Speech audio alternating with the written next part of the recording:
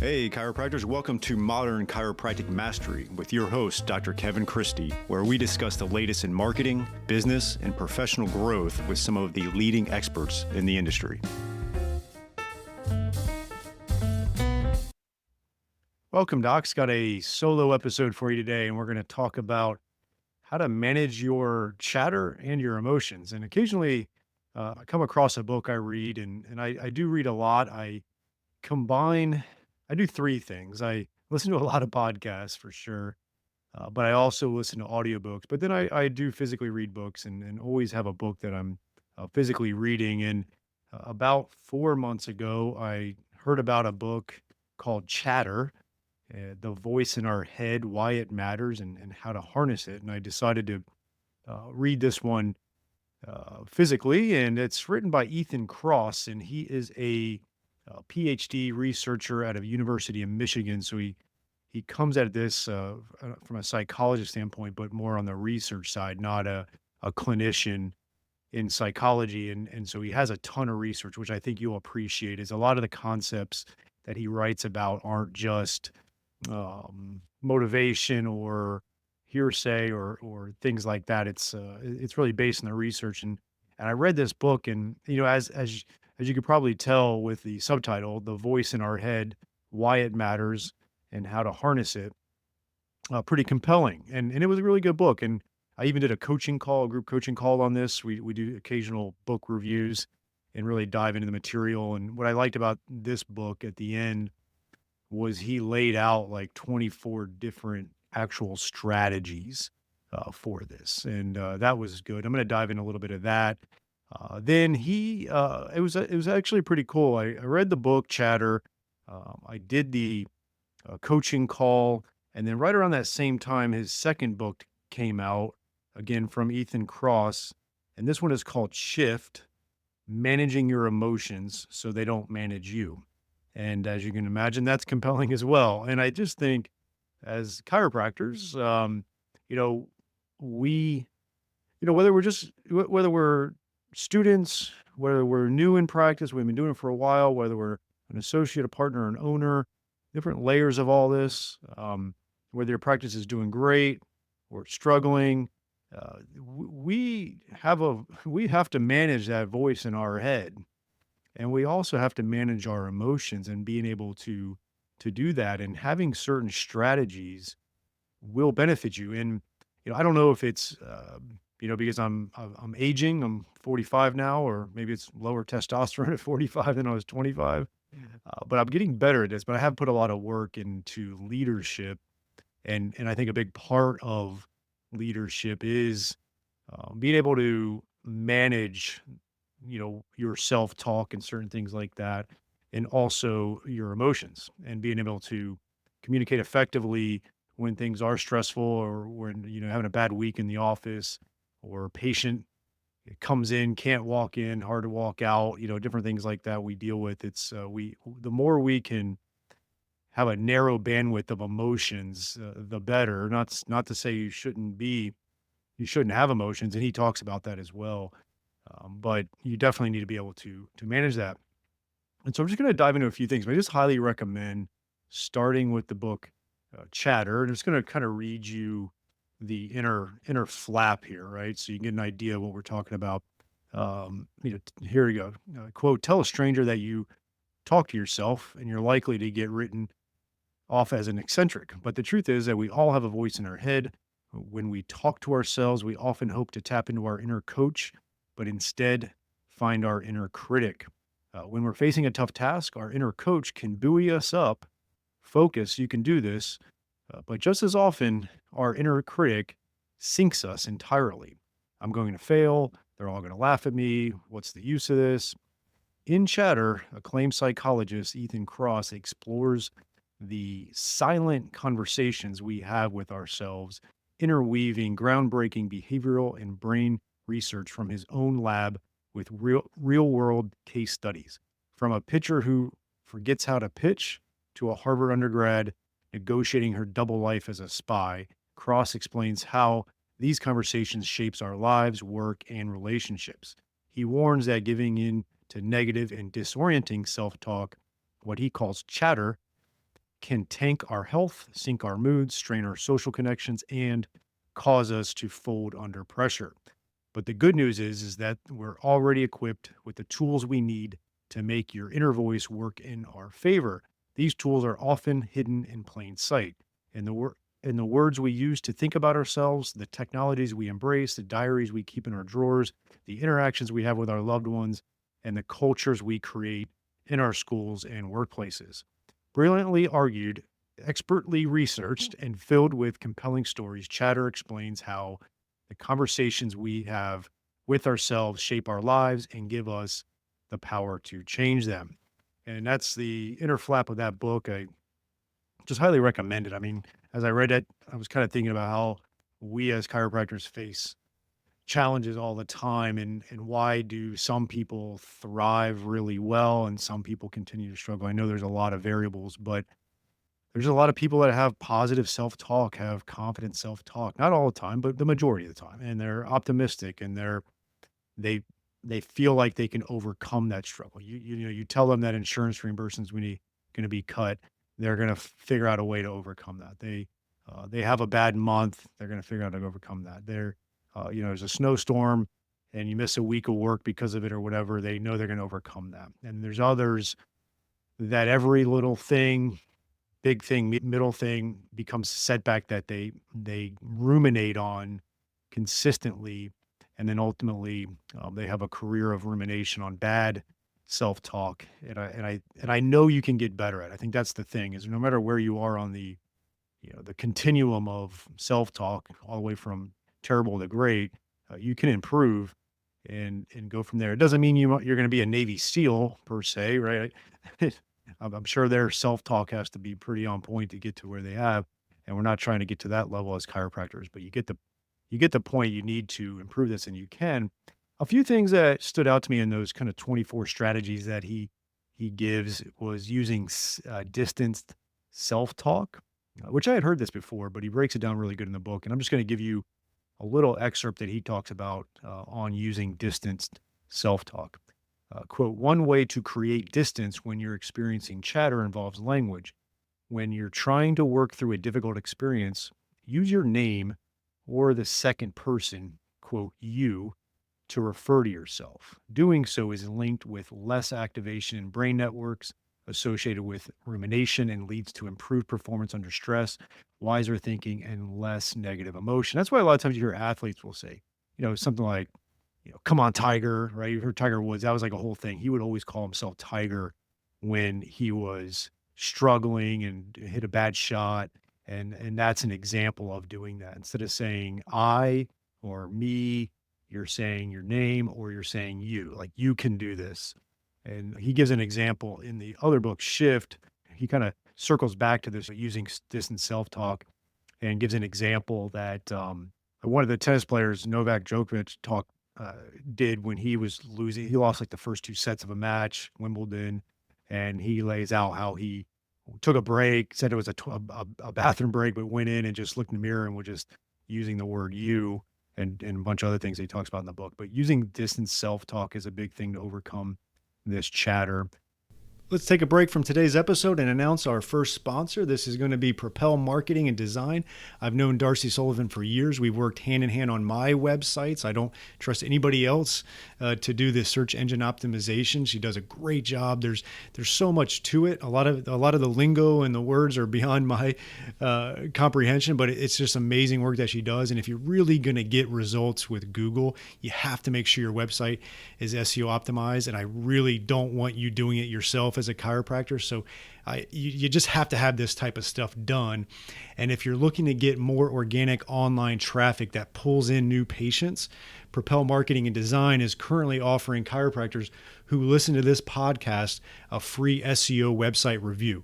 The free review will help you uncover methods that will improve your website and boost your search engine visibility.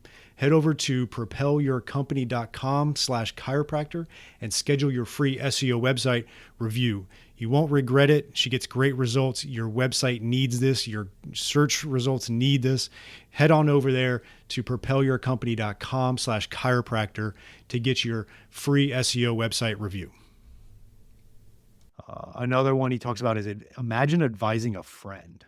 Quote, another way to think about your experience from a distant perspective is to imagine what you would say to a friend experiencing the same problem as you. Think about the advice you'd give that person and then apply it to yourself. That takes the emotions out of it. He talks a little bit more about that. I feel that's been something that's helped me, being fortunate enough to coach a lot of chiropractors, is that I still go through my own shit as we all do. But I do have that experience of coaching chiropractors and being able to kind of reflect on that and say, okay, what would I tell another chiropractor going through this? So that's pretty cool. The other one is broaden your perspective. Chatter involves narrowly focusing on the problems we're experiencing. A natural antidote to do this involves broadening our perspective instead of that narrow focus and we get in the weeds in and we ruminate. A natural antidote is to that involves broadening our perspective. To do this, think about how the experience you're worrying about compares with other adverse events you or others have endured, how it fits into the broader scheme of your life and the world, and or how the other people you admire would respond to the same situation. Putting it in perspective, it's like when you have a bad day in the office. I mean, they'll say it could be worse, right? And you got to have it kind of reflect back on that on some of the things that people are actually going through. And now, obviously, if you're going through something massive, then I get that. But a lot of the chatter we have, a lot of the rumination in the grand scheme of things are not that big of a deal. Let's take a short break for one of our great sponsors, TrackStat. It is a new type of software plugin for your EHR that combines patient communication, marketing, automation, and statistics with patient and employee tracking. Built by chiropractors for chiropractors, it shows your team what to focus on each day. See patient visit habits, missing information, unpaid bills, insurance collection visit average, and more. Great visibility of data so you can focus on filling your office with your best patients. When you can see what your staff and patients are doing or not doing and take action accordingly, your profits naturally grow. Take TrackStat for a test drive in your office with our free trial. Not a techie? No problem. We can help. To get started on your free trial, visit trackstat.org and watch the demo. That is trackstat.org. The next and last one I'll talk about in that he gives is one called Reframe Your Experience as a Challenge. Quote, a theme of this book is that you possess the ability to change the way you think about your experiences.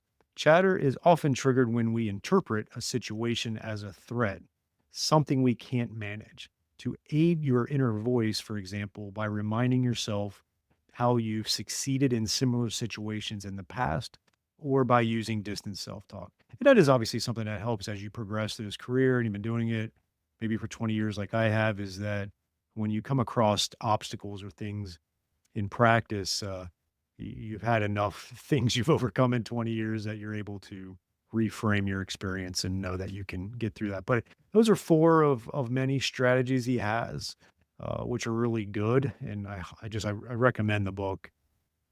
It just was a really good read, easy read, but definitely has the research. And then he gives you some actionable stuff, which I like. And then next from the book Shift, there's a few things. I'm not going to dive into too many of these, but one is he talks about the idea of self-efficacy, which I really enjoyed. And I'm just going to kind of read an excerpt from that. But to be able to manage your emotions, having some self-efficacy is going to be really important. So I'm going to read a little excerpt here. And Bandura's historic research helped him uncover the power of a concept he would call self efficacy. The idea that you believe you're capable of reaching a goal, that very belief plays a pivotal role in helping you reach it. It's not that the belief is some sort of magical elixir, it's that the belief itself puts you in a better position to make your goal a reality. A weak sense of self efficacy, that is, a lack of confidence in one's own ability to create change in a particular area of one's life, leaves a person unable to help themselves because they don't believe that they can in the first place. So, like what it says there, this last little line I really like is leaves a person unable to help themselves because they don't believe they can in the first place. You got to believe that you can help yourself. And this book talks a lot about that and different strategies around that. But the self-efficacy really stood out to me. I think I run into a lot of people who just don't believe they can have a successful practice, don't believe they can manage their emotions, don't believe they can lead people, don't believe they can um, do whatever, get better at marketing or public speaking, right? There's a lot of things that they struggle with on that, and um, I don't want you to fall victim to that. And so self-efficacy is a big thing he talks about in here. The next one is sensory experiences, and he dives into what music can do and change your mood. Like if you're in a bad mood and or you're not, you're kind of in your feels as the millennials or Gen Z say now. Um, Turning on particular music you really like can actually shift your emotions, and I think we've all experienced that before. And so he talks about other sensory experiences you can do to do that. Sometimes it's food and smells and nature, but music is a quick one you can do. I mean, we all have it on our phone, so sometimes you might just need, you know what, I'm having a shitty morning in the office here, but I got 5 minutes. I'm going to go in my personal office and turn on a couple songs I really like and get out of that mood.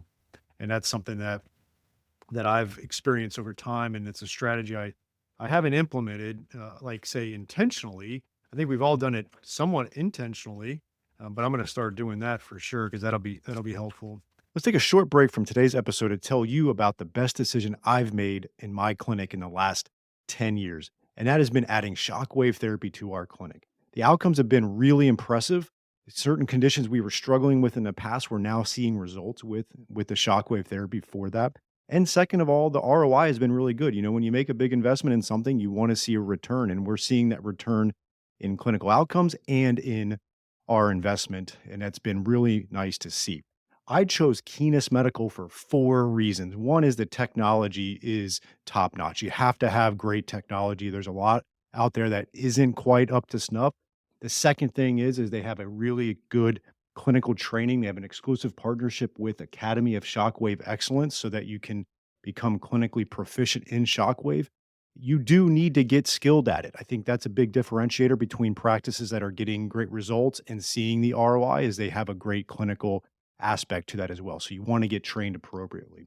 Third is they have in-house service team for all of your technical support, which is key when you're investing in a machine like this. And then lastly, they have a very in-depth marketing and business support for you so that you can launch this into your practice effectively, that you can get that ROI on it, that you can get the clinical outcomes.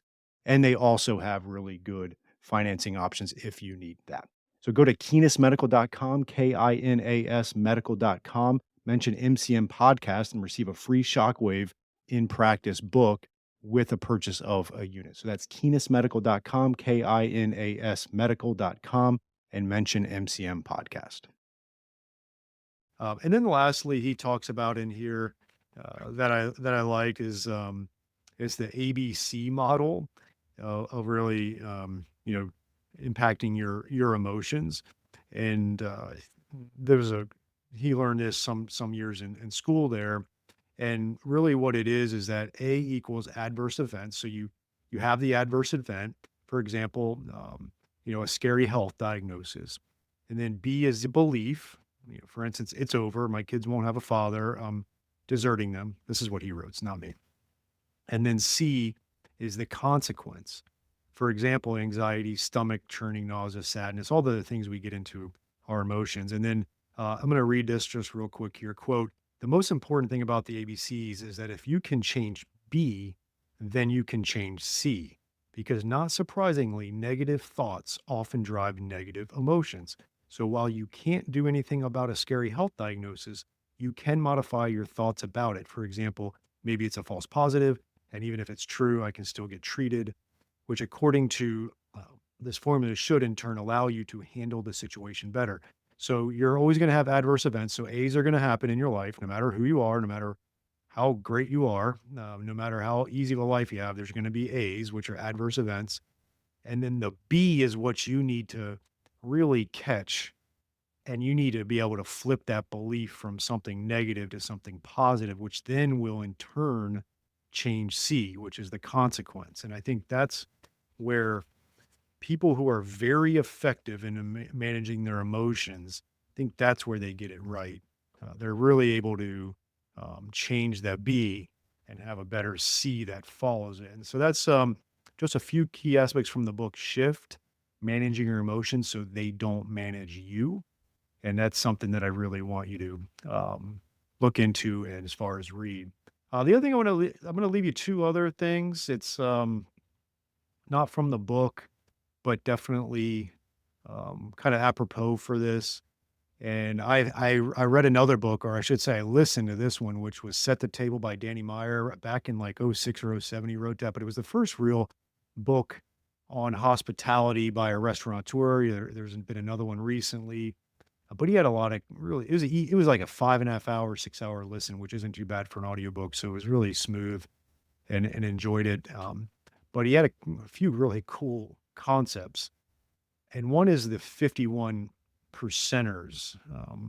And when you hire and when you build a team, he has a quote here: 51 percenters have 5 key emotional skills necessary to provide excellent hospitality.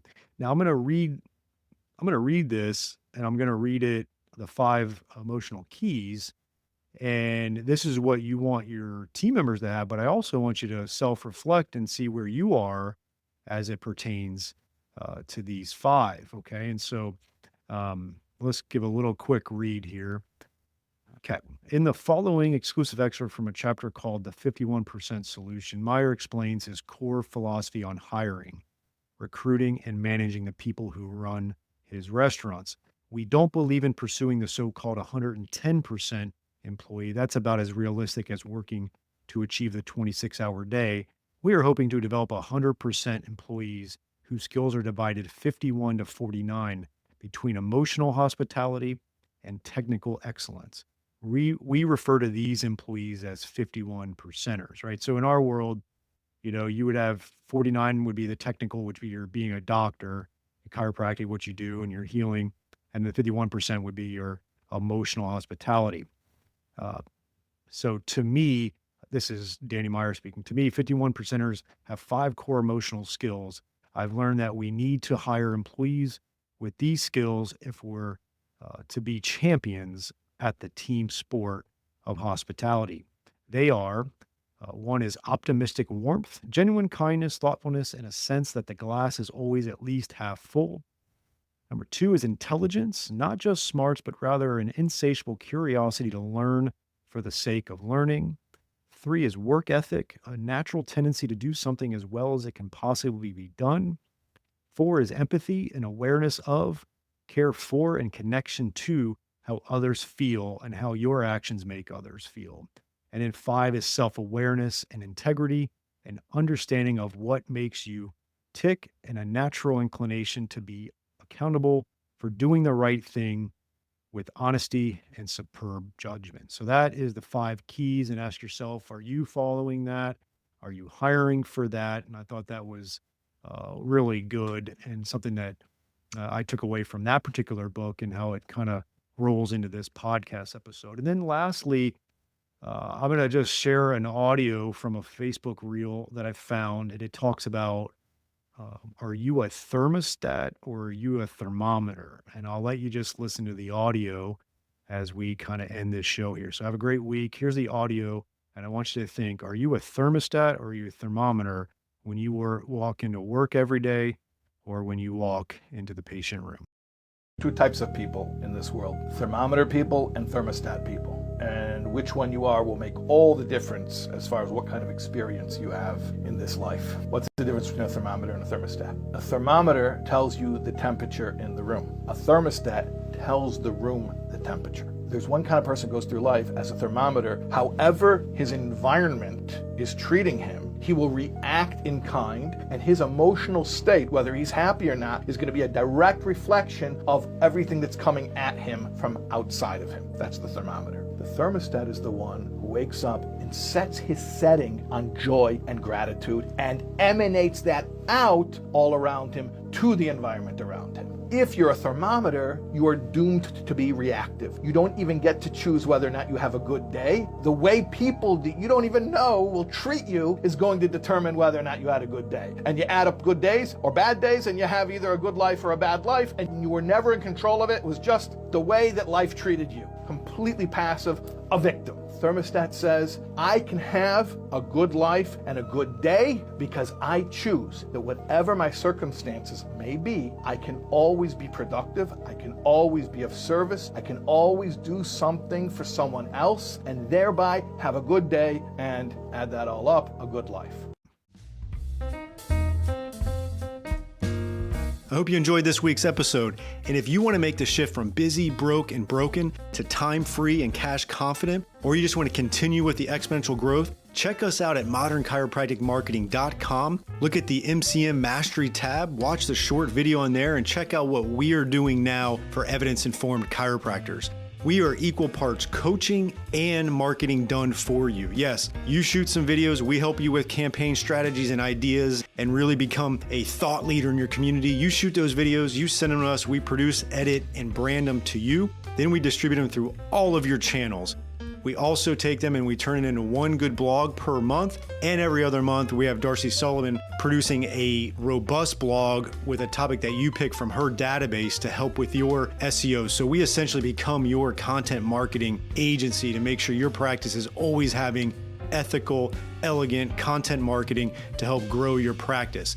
On the coaching side, we also help you with everything from marketing ideas to business, communications, finances, anything practice growth, and really try to help prevent you from being stuck on that island. And we hold you accountable. We have a great group of doctors that are just doing amazing things, and we look forward to help you out to take that next step in your practice. So again, check us out at modernchiropracticmarketing.com and learn more.